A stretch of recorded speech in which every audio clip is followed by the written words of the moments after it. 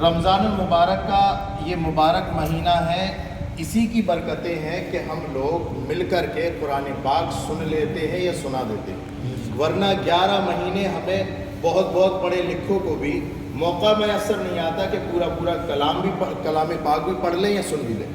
یہ رمضان کی ہی برکت ہے اور تراویحوں کی برکت ہے کہ ہم اور آپ سب لوگ اکٹھا ہو کر کے قرآن پاک سناتے ہیں یا پھر جو سن لیتے ہیں۔ تو اور یہ قرآن پاک وہ قرآن پاک ہے، نبی پاک صلی اللہ علیہ وسلم ارشاد فرماتے ہیں کہ القرآن شافع مشفع و ماحل مصدق۔ سرکار فرماتے ہیں قرآن وہ ہے جو شفاعت کرے گا تو کل قیامت میں اس کی شفاعت اللہ قبول بھی فرمائے گا، اور آگے ارشاد فرماتے ہیں کہ جس کے حق میں یہ گواہی دے گا اللہ رب العزت اس کی گواہی اس کے حق میں قبول بھی فرما لے گا۔ اور ایک حدیث پاک میں اس طرح ہے کہ یہ قرآن پاک ایسے لوگوں کی بخشش کرائے گا جن پر جہنم واجب ہو گئی ہو، اور یہاں تک کہ رسول پاک صلی اللہ علیہ وسلم نے ایک حدیث پاک میں ارشاد فرمایا کہ بہت سارے لوگ ایک گروہ ایسا ہوگا کہ جو جہنم کے بالکل کنارے ہوگا، بالکل کنارے ہوگا، اور بس پلک جھپکنے کی دیر ہوگی کہ وہ جہنم میں جائیں، اس سے پہلے قرآن پاک اللہ کی بارگاہ میں عرض کرے گا مولا، انسانی شکل میں آ کر کے کہ مولا انہیں جہنم میں نہ ڈال، اس لیے کہ یہ صبح اٹھتے تھے تو میری تلاوت کیا کرتے ہیں۔ اللہ رب العزت قرآن پاک کی شفاعت کو قبول فرما کر ان لوگوں کو جنت میں بھیج دے گا جن پر جہنم واجب ہو گئی۔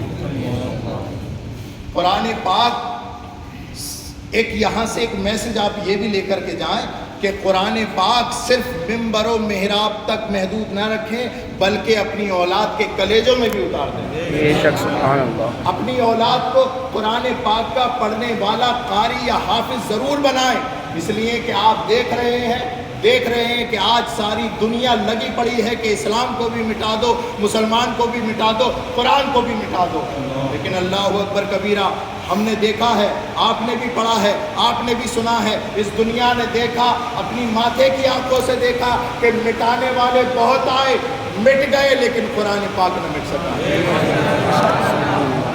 قرآن پاک میں اللہ ارشاد فرماتا ہے بارش جھما ہو رہی ہے، اب یہاں سے اٹھ کے بھی تبھی جائیں گے جب بارش رکے گی، اس لیے 2-4 منٹ اور قبول کر لیں۔ ایک قرآن پاک میں اللہ نے ارشاد فرمایا یُضِلُّ بِهِ کثیرا وَيَهْدِي بِهِ کثیرا۔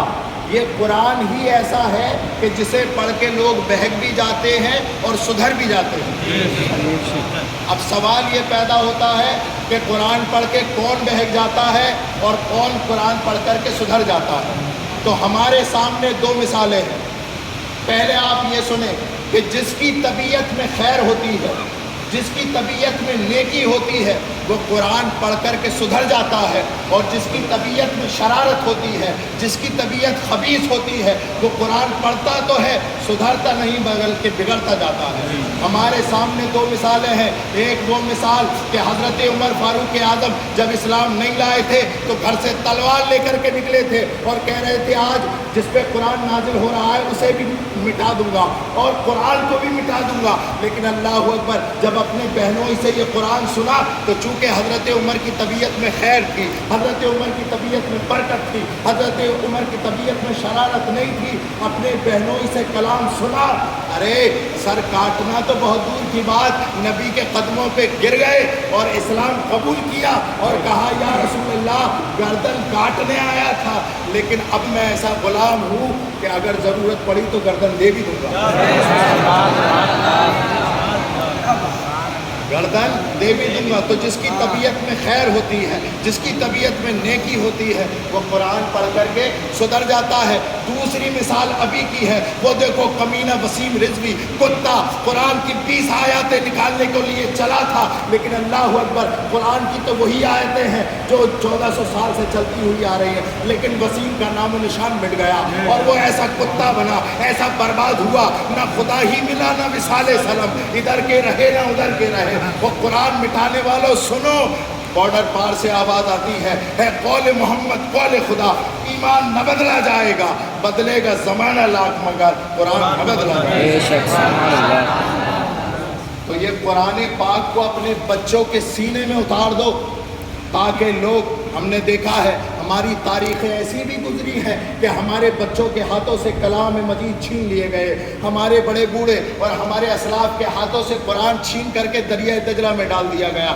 تاتاریوں کی فوج کا بیان سنے نا، تاریخ پڑھیں آپ، پتہ چلے گا دریائے دجلہ کا ایک کنارہ کالا ہو گیا تھا کتابوں کی سیاہی سے، قرآن کی سیاہی سے، اور دوسرا کونا دریائے دجلہ کا لال ہو گیا تھا علماء کی خون سے، علماء کے خون سے۔ لیکن اللہ اکبر، ان کے ہاتھوں سے کلام مجید چھینا، انہوں نے ڈٹ گئے، وہ لڑ گئے۔ اور لوگوں ہمیں یہ نہ سمجھنا کہ ہم کسی اور کے غلام ہیں، ہم محمد الرسول اللہ کے غلام ہیں۔ اگر تم ہماری اولاد کے ہاتھ سے قرآن چھینو گے، ہم اپنی اولاد کے سینے میں قرآن ڈال دیں گے۔ قرآن کی حفاظت کا ذمہ تو اللہ کے دستے کرم پر ہے۔ انا نحن نزلنا الذکر وانا لہ لحافظون، بے شک ہم نے ہی قرآن پاک کو نازل کیا اور ہم ہی اس کے نگہبان ہیں۔ لیکن ہمارا بھی فرض بنتا ہے کہ ہم اپنے بچوں کے رگ و ریشے میں قرآن کی تعلیم پیوست کر دیں، اپنے بچوں کو حافظ قرآن بنا دیں، اپنے بچوں کو عالم دین بنا دیں۔ ورنہ یاد رکھو، اگر ہم نے قرآن کی تعلیم سے اپنے بچوں کو اگر ہٹا دیا، اگر مدرسے سے ہٹا دیا، اگر عالم بننے سے ہٹا دیا، تو آج دیکھو مسلمانوں کی حالت کیا ہے۔ کون سا ایسا چوراہا ہے، کون سا ایسا تراہا ہے جہاں پر مسلمانوں کی مذمت نہیں ہو رہی، جہاں پر مسلمان کھلے عام مارے نہیں جا رہے؟ اس کی وجہ یہ ہے کہ ہم نے رسول اللہ کی شریعت سے منہ موڑ لیا، اپنے بچوں کا منہ مدرسوں سے پھیر دیا، اپنے بچوں کا منہ قرآن سے پھیر کر کے دنیا کی تعلیم ڈال دی۔ لوگوں میں دنیا کی تعلیم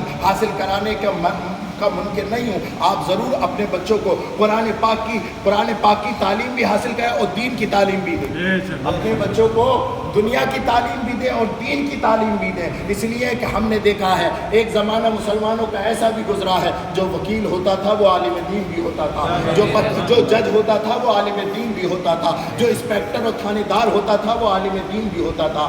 یہ علم دین دنیا کو نہیں روکتی، لیکن شرط یہ ہے یہ دنیا اسی طریقے سے سیکھی جائے جس طریقے سے رسول اللہ نے بتائی ہے۔ تو اپنے بچوں کے رگ و ریشے میں اپنے بچوں کو جو ہے قرآن پاک کی تعلیم سے آراستہ پیراستہ کر لو، اور صرف ممبر و محراب تک سننے کا تعلق مت رکھو، اپنے گھروں میں بھی پڑھو قرآن پاک، اپنے گھروں میں بھی پڑھو قرآن پاک۔ اللہ کا لاکھ لاکھ شکر ہے، لیکن افسوس یہ ہوتا ہے کہ ہمارے مسلمانوں کے ہر گھر میں قرآن پاک ہے، ہر گھر میں قرآن پاک ہے، افسوس یہ ہے پڑھنے والا کوئی نہیں۔ اچھا جزدان بھی ملے گا، قیمتی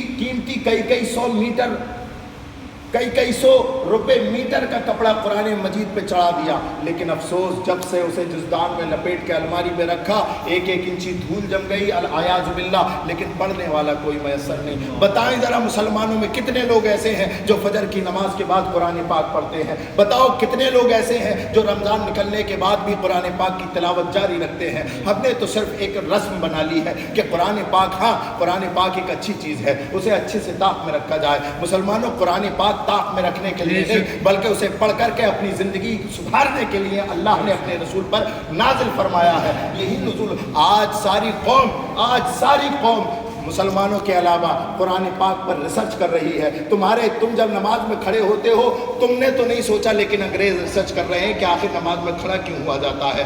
آج ریسرچ کر رہے ہیں سائنسداں کہ آخر وضو کیوں کیا جاتا ہے، آخر چہرہ کیوں دھویا جاتا ہے، آخر ناک میں پانی کیوں چڑھایا جاتا ہے، آخر کلی کیوں کی جاتی ہے، آخر نماز سے پہلے اتنی صفائی کا دھیان کیوں رکھا جاتا ہے۔ اور وہ پہنچے ہیں اس بات پر کہ اللہ اکبر کبیرہ، کہ جو صدق دل سے اور اپنے ایمان کے مطابق وضو کرے نماز پڑھنے کے لیے، الحمدللہ وہ ایسی بیماری لا علاج بیماری سے محفوظ رہتا ہے۔ سائنسداں اس بات پر متفق ہو گئے۔ تو میرے پیاروں، اپنے بچوں کو علم دین حاصل کراؤ اور اپنے بچوں کو قرآن کی تعلیم سے آراستہ اور پیراستہ کرو۔ اللہ رب العزت کے حضور دعا ہے کہ اللہ رب العزت میں نے جو بولا ہے اسے قبول فرمائے اور ہم سب کو ہدایت فرمائے۔ السلام علیکم ورحمۃ اللہ۔